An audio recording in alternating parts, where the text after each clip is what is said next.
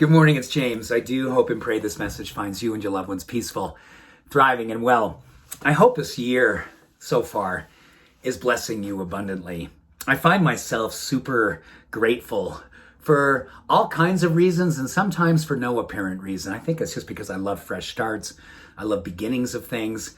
And I feel like more than any time in my life that I can remember, which hopefully means that there's been no time like now in my life where I felt a deeper connection to my Dharma. You know, that word gets tossed around a lot in spiritual circles, everything from meaning its purpose, meaning that it's the thing that you were brought on this planet to do. It's your high calling, it's spiritual ordination and how you direct your life. It's all those things. And what's beautiful about the idea of Dharma, it requires four beautiful things that I do believe, no matter if you are someone who's drawn to the idea of Dharma or you more prefer the word of purpose, high calling, vocation, whatever it is that you love to identify with, this works in all of those circles for either of those names that you might call them or just energy and heart that you know you're feeling drawn to these days. The number one thing that we hear about Dharma more than anything else is that it's something that every human being has to discover in order to fulfill their life's mission. And in different faiths and different religions and different spiritual paths, that is something that you hear over and over again.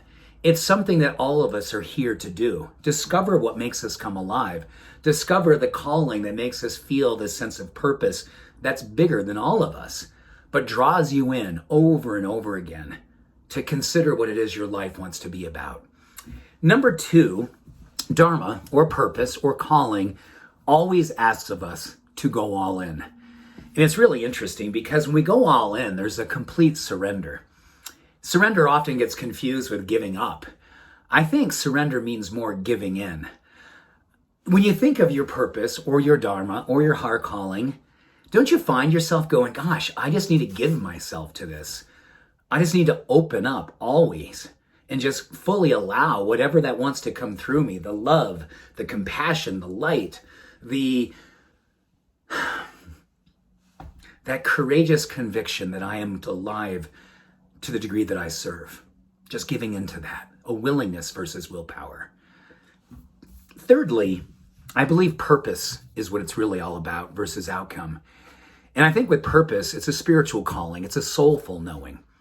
Where outcome typically says, well, how it's going to turn out, how's it going to look, what's in it for me?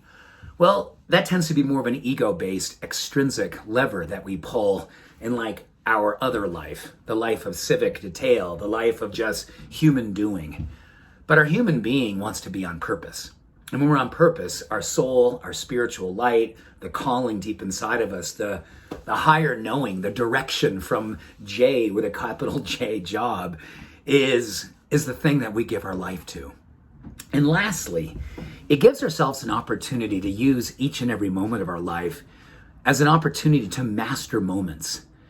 And mastering moments doesn't mean that we're crushing each and every moment, that there's so much about success, success, success. It means being with each and every moment, with the little things, connecting with what it is that makes you feel grateful, the awe in each and every day, the wonder that comes up in and through you each and every day. That is Dharma. And it's interesting, right? We hear a lot about karma more these days than we do about Dharma. Karma, the Sanskrit word for karma, or what it means in Sanskrit, is simply boomerang. What we put out comes back to us. And oftentimes it's confused with, well, you know, that's just karma. That person put out some energy that wasn't necessarily loving and inclusive and kind, and look what came back to them. Well, karma also works when you put love and compassion and gratitude and light and just deep, essential goodness out into the world. Your Dharma. When you put your Dharma out into the world, karma brings it back to you in the form of peace, abundance, love, fulfillment, and meaning.